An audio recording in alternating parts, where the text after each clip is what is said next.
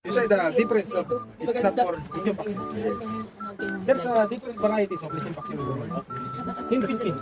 You know, there's a Lithium Paxi cooked with Magalit si Chef. Ayun na, wala na. Tinanggal yung kapa eh. Masabi mo na yung kapa mo siya. Nawawala yung talino ni Chef. Nasira pa yung damit ko. Ang pambili. you know the Lithium Paxi is originality with cooked with charcoal. But in Philippines, you know, there's a lot of varieties of Lithium Paxi. Aha. You know, Kaya there's nasira a pa, hindi pa punta natin dito eh. Tatapusin mo muna si Chef. Di ba tapos nag-explain? Sorry, sir. Tingin nyo. you know, I put a lot of effort in this product. I cook this in 2 hours while I'm working in the housekeeping. Aha.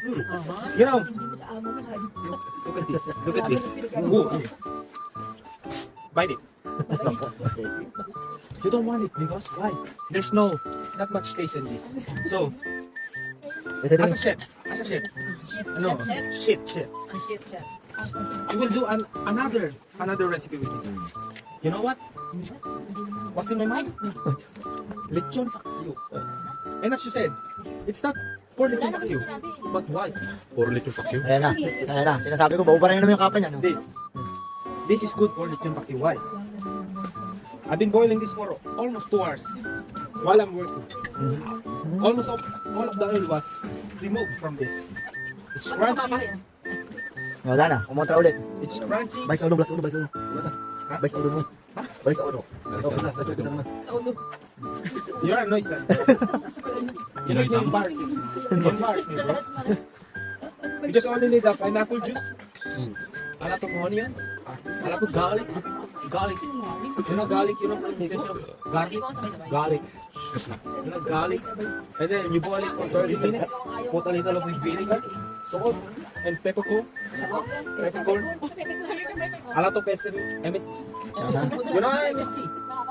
Ano sabihin mo? MSG. Di siya kaso. Malaki. Malaki.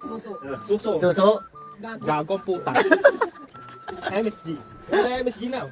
MSG refers to malaki suso. Mali yung Gagong MSG puta. mo, chef. More salt, gago. Hey, stop it. Stop it. Okay. Stop. Tap. More salt, gago. Stop. Stop. You know, it's good for lechon paksiw. You know, lechon paksiw is okay na yan. Okay na. You know, lechon paksiw is it's good. You need to taste it. Parinig mo Chef yung ano yung crunchy niya. Tabayon mo siya. Taba. Yung crunchy na yung balat. Sabi mo, natanggal lahat ng mantika ng iniipin yung laga mo. Bakit na kahit isa? Masakit na batok ko, boss eh. Kanina pa yun. Tapos na. Okay na explain mo Chef. Ano? Oh, final na. Bye-bye.